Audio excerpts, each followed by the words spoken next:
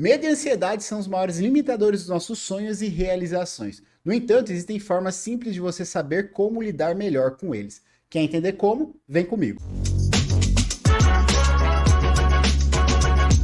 Salve, salve, queridos e queridas, tudo bem? Cícero Gabriel aqui. A gente vem falar hoje como que você consegue lidar melhor com o seu medo e a sua ansiedade. Antes de mais nada, eu te peço que você curta esse vídeo, se inscreve no canal e ative o sininho de notificações. É de graça, você não paga nada e você não imagina quanto isso nos ajuda a crescer aqui no YouTube. Primeiro de tudo, todos nós temos medo e ansiedade. Você não vai deixar de sentir medo e ansiedade. Bom, se essa era a sua esperança, não vai rolar, não vai acontecer. Todo mundo passa por isso, todo mundo vai passar e vai continuar passando, tá? Então, já tô trazendo verdades aqui para você ficar tranquilo que não tem como você não sentir. Mas existem formas de você lidar melhor com o seu medo e a sua ansiedade. E não existe problema nenhum em você ter medo e ansiedade. O grande ponto é quando você se torna escravo ou marionete do seu medo e da sua ansiedade, atrapalhando a sua vida e as suas decisões. Então eu vou trazer aqui as definições do que é medo, o que é ansiedade, como lidar com eles, para você entender melhor como que isso pode impactar na tua vida.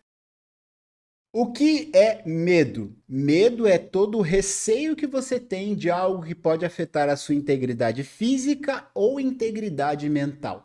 Sentir medo é muito útil para nós, porque em eventuais situações nós precisamos desse sentimento, dessa emoção, para que a gente consiga agir em determinadas situações. Então pense em quando você vê um leão faminto. Seu sistema límbico vai liberar uma série de substâncias e adrenalina, por exemplo, para que você tenha mais força, analgésicos para que você sinta menos dor. Então o medo ele é útil. O grande problema é quando você sente medo de algo que não é real. Então o leão faminto é algo real, você está vendo ele na sua frente. O problema é quando você tem um medo que é irreal ou imaginário e você acaba criando cenários na sua cabeça sobre algo que vai acontecer, você fica com receio daquilo e acaba não agindo de uma forma lógica ou de uma forma mais adequada. E meu querido, minha querida, não se engane. O medo imaginário para o seu cérebro ele é tão real quanto um leão faminto. Você não consegue, o seu cérebro não consegue distinguir a diferença entre realidade e ficção. Então, se você fica repetindo algo na sua cabeça, mesmo que de forma imaginária, você vai sentir um medo presente na sua vida, vai ter a liberação dessas substâncias e vai ter vários problemas com essas substâncias no teu sangue. Você vai ficar com o humor alterado, você vai ter taquicardia, você vai ter sudorese, tudo isso vai acontecer porque o teu cérebro não sabe a diferença entre o que é real e imaginário. E a ansiedade, o que é? A ansiedade nada mais é do que a antecipação do medo. Você cria cenários futuros de algo que pode vir a acontecer ou já aconteceu na sua cabeça, e com esses cenários você começa a ter todas as sensações reais do medo, porque você começa a criar cenários em geral pessimistas, e esses cenários acabam gerando, como eu falei anteriormente, uma série de liberações no teu sangue, e você antecipa esse medo que era futuro para o momento de agora. Então essa ansiedade é a antecipação do medo. E isso pode acontecer com qualquer pessoa, inclusive crise de ansiedade, que uma delas eu já tive na minha vida. Eu sempre tive muita tranquilidade em apresentar reuniões, participei de várias reuniões em outros idiomas, com multinacionais, empresas de grande porte, mas um belo dia eu estava para apresentar uma proposta numa grande empresa que eu estava trabalhando e nós íamos apresentar uma proposta para fazer um projeto em 5 unidades dessa empresa por vários lugares do Brasil e eu ia ter uma reunião com 3 diretores. Eu cheguei com o carro para essa reunião, na visita a esse cliente, e eu simplesmente não conseguia sair do carro. Fiquei travado dentro do carro, não conseguia sair, uma sudorese intensa, não sabia o que fazer, e eu acabei travando naquele momento com uma crise de ansiedade. Por quê? Na minha cabeça existiam várias coisas que tinham que ser feitas, várias coisas que tinham que ser faladas, e elas vieram ao mesmo tempo na minha cabeça, me gerando uma crise.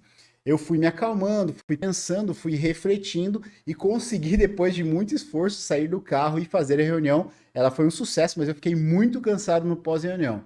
Então veja, mesmo com muita experiência, dominando o assunto, mesmo assim eu fiquei ansioso sem nem mesmo perceber. Agora pense você que fica repetindo uma ansiedade na sua cabeça várias vezes por dia e os momentos vão passando e você vai repetindo aquilo na sua cabeça. Isso só vai te prejudicar. Então você precisa ter um controle maior sobre esse ponto para que você consiga lidar de uma forma mais adequada com a ansiedade. Por que os medos e a ansiedade são diferentes em vários tipos de pessoa? Aqui a gente precisa entender uma diferença básica entre emoção e sentimento. Então, emoção são respostas químicas e neurais do teu cérebro a um estímulo em geral externo. Pode ser um estímulo interno também, mas em geral é um estímulo externo.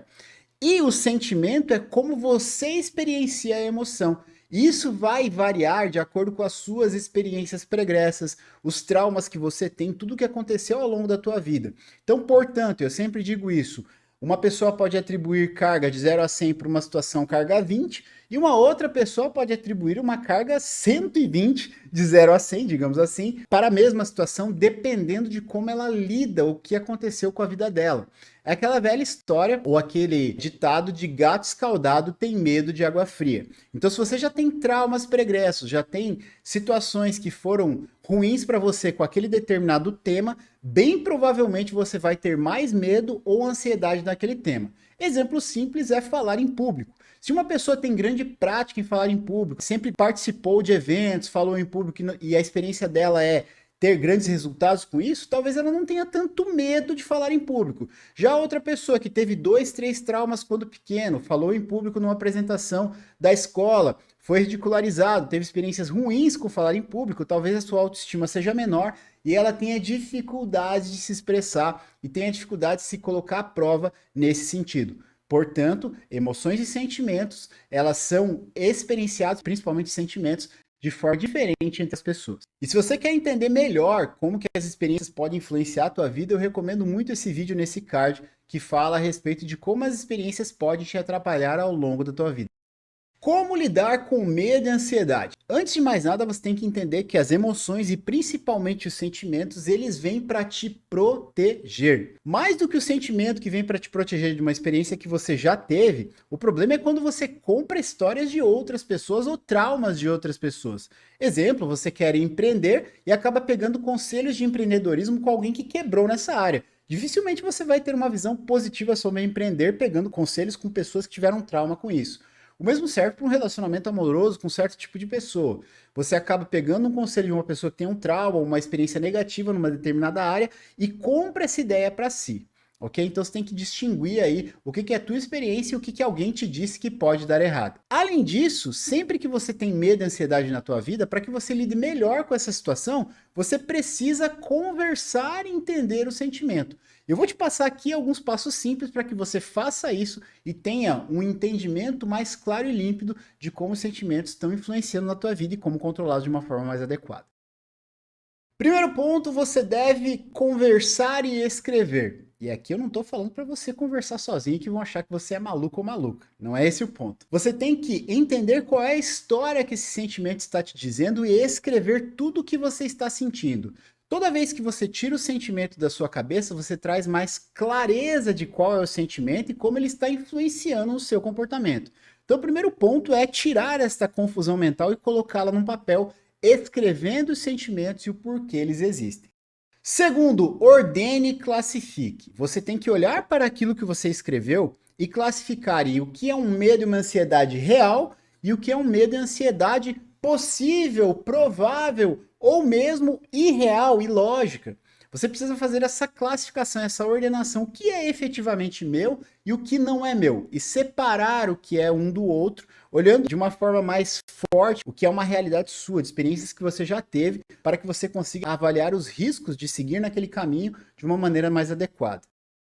Terceiro, limpe os sentimentos que não são seus. Se você separou, classificou, ordenou os sentimentos que são seus e os ilógicos, irracionais ou aqueles que não são seus, você deve limpar todos os sentimentos que não são seus. Dê atenção aos sentimentos que te pertencem e aqueles que são histórias que são contadas por alguém ou algum medo ilógico de algo que não tem evidências que pode vir a acontecer, colocar de lado, riscar efetivamente aquele item e deixar de lado, não prestar muita atenção naquilo e se focar no que você consegue sentir e controlar que está dentro de você. Quarto passo, padronize e tenha disciplina. Tudo isso que eu falei, você deve fazer de uma forma organizada. Então, sempre que um sentimento de ansiedade ou medo vier a acontecer ou vier a te afligir, você tem que olhar para ele, escrever, separar, classificar, ordenar, limpar o que não é seu e ter disciplina para fazer isso sempre. Então, sempre que você passar por essas situações, tenha a disciplina de usar essa padronização para que você separe o que não é seu do que é seu. Desta forma, fica muito mais leve de você lidar com o medo e a ansiedade. Mais do que isso, olhando para os seus medos e a sua ansiedade, você tem que pensar em contramedidas. O que são contramedidas? São ações que você pode tomar para que aquele medo ou aquela ansiedade não se manifeste ou ele seja contornado por uma ação de contenção. O que isso quer dizer? Se eu estou com medo, por exemplo, de falar em público, eu posso me preparar melhor.